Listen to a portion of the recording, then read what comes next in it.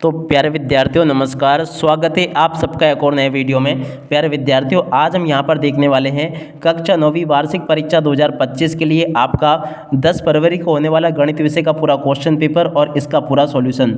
जी हाँ प्यारे विद्यार्थियों, आज हम यहां पर पूरा का पूरा क्वेश्चन पेपर विद सॉल्यूशन के साथ में देखेंगे। एक भी क्वेश्चन प्यारे विद्यार्थियों यहाँ से आपका मिस नहीं होगा अगर आपने पूरे पेपर को अच्छे प्रकार से देख लिया और समझ लिया तो देखिएगा कक्षा 9वीं वार्षिक परीक्षा 2025 का पेपर है जो कि गणित विषय का है। बिल्कुल इसी प्रकार का पेपर प्यारे विद्यार्थियों आपसे परीक्षाओं में पूछा जाएगा। तो चलो जल्दी से वीडियो में आगे बढ़ते हैं, समझते हैं आपके पूरे पेपर को और इस पेपर के पूरे सॉल्यूशन को। तो देखिएगा कक्षा 9वीं वार्षिक परीक्षा 2025 के लिए गणित का पूरा पेपर है जिसमें कि 23 क्वेश्चन पूछे जाएंगे, 75 नंबर का पूरा पेपर होगा। तो यहाँ से आप सब लोग इसको देख लीजिएगा और पूरा का पूरा समझ लें। ये कक्षा 9वीं की वार्षिक परीक्षा का गणित का पूरा A to Z question paper आज मैं यहाँ पर आपको बताने वाला हूँ। तो चलो जल्दी से वीडियो में आगे बढ़ते हैं, समझते हैं आपके पूरे पेपर को और इस पेपर के पूरे सॉल्यूशन को। तो देखिए इस प्रकार का पूरा पेपर होगा, कक्षा 9वीं वार्षिक परीक्षा का पूरा पेपर है, आप लोग इसको पढ़ लीजिएगा। निर्देश प्यारे विद्यार्थियों देखिएगा पेपर में यहाँ पर आपको दिए गए हैं और इसके बाद में देखो यहाँ से आप सब लोग पूरे पेपर को देख लें और पूरा का पूरा इसको समझ लीजिएगा। अब चलो जल्दी से वीडियो में आगे बढ़ते हैं, समझते हैं आपके पूरे पेपर को और इस पेपर के पूरे सॉल्यूशन को, ताकि प्यारे विद्यार्थियों आपको पूरा का पूरा पेपर ये अच्छे से समझ में आ सके। तो देखिएगा कुछ इस प्रकार का पेपर प्यारे विद्यार्थियों आपसे परीक्षा में पूछा जाएगा, आप सब लोग इसको देख लें और पूरे पेपर को समझ भी लें। देख सकते हो यहाँ पर क्वेश्चन प्यारे विद्यार्थियों इस प्रकार से पूछे जाएंगे, आप सब लोग पढ़ लीजिएगा। पहला क्वेश्चन क्या लिखा है, सही विकल्प चुनकर लिखिए। आप देखो सही विकल्पों का चयन आपको कैसे करना है। पहला क्वेश्चन, दी गई आकृति में छायांकित भाग को भिन्न के रूप में लिखिए। तो देखो ये आ जाएगा 1/2। सेकंड नंबर का क्वेश्चन जो लिखा ना प्यारे विद्यार्थियों, खाली बॉक्स में संख्या होगी। तो देखो प्यारे विद्यार्थियों 6 आ जाएगा। किसी चतुर्भुज के चारों कोण का योग होता है। तो देखो प्यारे विद्यार्थियों 360 डिग्री होगा। अगला क्वेश्चन, किसी समकोण त्रिभुज में एक कोण 45 डिग्री का हो तो दूसरा न्यून कोण क्या होगा, ये भी आपका 45 का होगा। अगला क्वेश्चन पढ़ते हैं, बेलन के आयतन का सूत्र। तो देखो प्यारे विद्यार्थियों ये आ जाएगा πr2h, इसका राइट आंसर होगा। उसके बाद में देखो प्रश्न नंबर 6 को पढ़ते हैं, यदि 3x = 24 तब x का मान होगा। तो देखो प्यारे विद्यार्थी ये आ जाएगा आपका 8 होगा। देख सकते हो यहाँ तक के सभी क्वेश्चन मैंने आपको बता दिए और उसके बाद में देखिएगा आगे आपके पेपर में इस प्रकार से क्वेश्चन पूछे जाएंगे, आप सब लोग इन क्वेश्चन को देख लें और इनके आंसर को भी समझ लीजिएगा। टोटल इसी प्रकार का पेपर प्यारे विद्यार्थियों आपसे परीक्षा में पूछा जाएगा, यहाँ तक का मैंने आपको बता दिया। और उसके बाद में देखो इन क्वेश्चन को भी पढ़ लें। प्रश्न नंबर 2 जिसमें कि आपसे रिक्त स्थानों की पूर्ति पूछी जाएगी। अब चलो हम एक एक रिक्त स्थान को समझते हैं। पहला क्वेश्चन, वृत्त का केंद्र वृत्त के में स्थित होता है। तो देखो प्यारे विद्यार्थियों अभियांतर में स्थित होता है, ठीक है ना। अगला क्वेश्चन, समांतर चतुर्भुज का क्षेत्रफल क्या है, आधार गुणा ऊंचाई। तो देखो यहाँ पर आपको आधार लिख देना है। अगला क्वेश्चन पढ़ते हैं, आंकड़ों 2 3 3 4 1 2 3 का बहुलक है। तो देखो प्यारे विद्यार्थियों उसका राइट आंसर आपका आ जाएगा 3, ठीक है ना। यहाँ तक के सभी क्वेश्चंस प्यारे विद्यार्थियों आपको मैं बता चुका हूँ।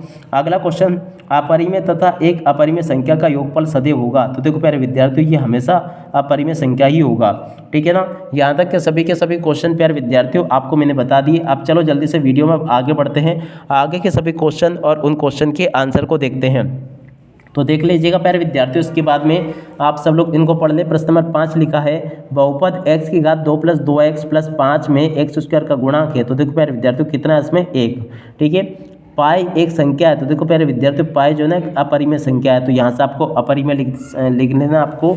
और अगला क्वेश्चन पढ़ते हैं, त्रिभुज की एक माध्यिका उसे बराबर क्षेत्रफलों वाले त्रिभुज में विभाजित करती है। तो देखो प्यारे विद्यार्थियों यहाँ पर आपको 2 लिख देना है, ठीक है ना। यहाँ तक के प्यारे विद्यार्थियों सभी के सभी क्वेश्चन और उन क्वेश्चन के आंसर मैंने बता दिए।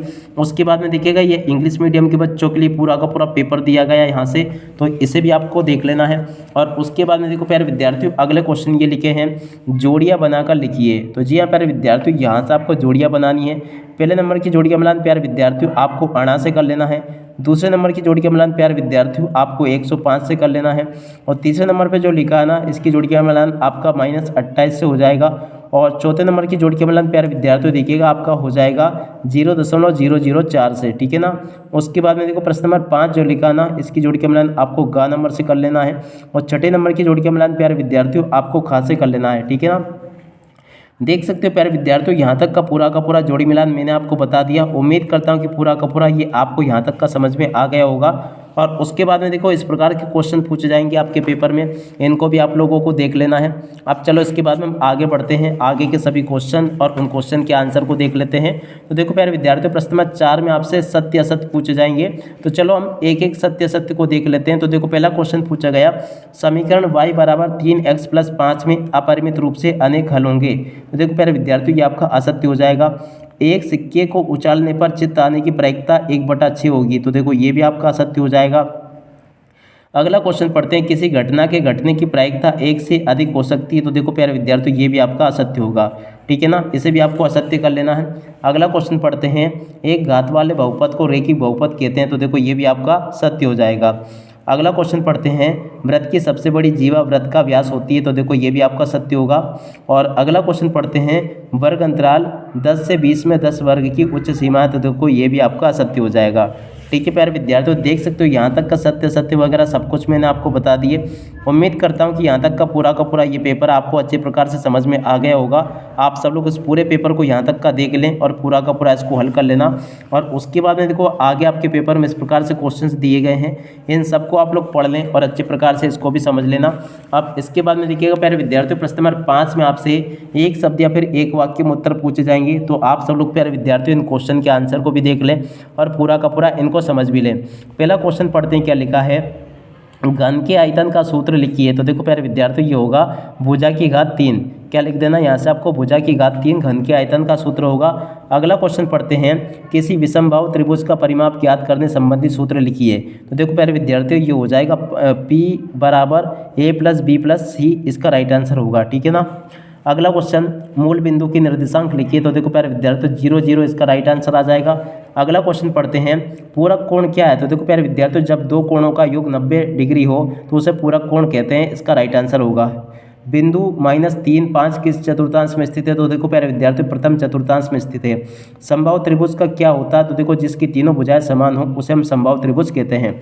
अगला क्वेश्चन पढ़ते हैं, एक समकोण की माप क्या होगी। तो देखो प्यारे विद्यार्थियों 90 डिग्री एक समकोण की माप होगी।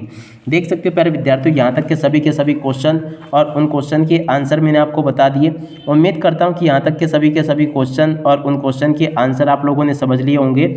और देख सकते हो यहाँ तक के सभी क्वेश्चन मैंने आपको बता दिए हैं। अब चलो इसके बाद में हम आगे बढ़ते हैं, आगे के सभी क्वेश्चन और उन क्वेश्चन के आंसर को देख लेते हैं। तो देखिएगा प्यारे विद्यार्थियों, प्रश्न नंबर 6 लिखा, मान निकाल लिए, ये क्वेश्चन भी आपको याद कर लेना है। और उसके बाद में देखो प्यारे विद्यार्थियों, प्रश्न नंबर 7 ये लिखा है। और इसके बाद में देखो प्रश्न नंबर 8 ये लिखा है। और 8 के बाद में देखिएगा प्यारे विद्यार्थियों, आगे क्वेश्चन ये दिएगा, प्रश्न नंबर 9 ये लिखा है। और 9 के बाद में देखिएगा 10वां क्वेश्चन ये लिखा है। और बाकी के क्वेश्चन प्यारे विद्यार्थियों यहाँ पर आपको दिए गए हैं, तो आप सब लोग इन क्वेश्चन को देख लें और अच्छे प्रकार से इनको समझ भी लें। और इसके बाद में देखिएगा यहाँ से आप सब लोग इन क्वेश्चन को देख लीजिएगा। आगे आपके पेपर में क्वेश्चन इस प्रकार से पूछे जाएंगे, देख सकते हो आगे क्वेश्चन आपके पेपर में इस प्रकार से दिए गए हैं। तो आप सब लोग इन क्वेश्चन को देख लें और पूरा का पूरा इनको समझ लीजिएगा। टोटली इसी प्रकार के क्वेश्चंस होंगे प्यारे विद्यार्थियों, जो कि आपके पेपर में परीक्षाओं में पूछे जाने वाले हैं। और इसके बाद में देखो 13वां क्वेश्चन ये लिखा है। और इसके बाद में देखो 14वां क्वेश्चन ये दिया गया।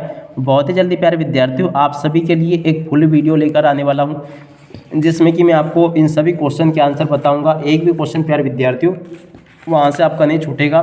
इसके बाद में देखो कुछ क्वेश्चंस ये पूछे गए हैं और बाकी के क्वेश्चन प्यारे विद्यार्थियों आपके पेपर में इसी प्रकार के क्वेश्चंस पूछे जाएंगे। यहाँ तक के सभी क्वेश्चंस प्यारे विद्यार्थियों आपको मैं बता चुका हूँ। उम्मीद करता हूँ कि पूरा का पूरा पेपर आपको यहाँ से अच्छे प्रकार से समझ में ज़रूर आ गया होगा। बाकी के क्वेश्चन ये लिखे हैं, तो आप सब लोग इनको देख लें और अच्छे प्रकार से पूरे पेपर को समझ भी लें। अब इसी के साथ में प्यारे विद्यार्थियों इस वीडियो को यहीं पर पूरा करते हैं। नमस्कार, जय हिंद, जय भारत।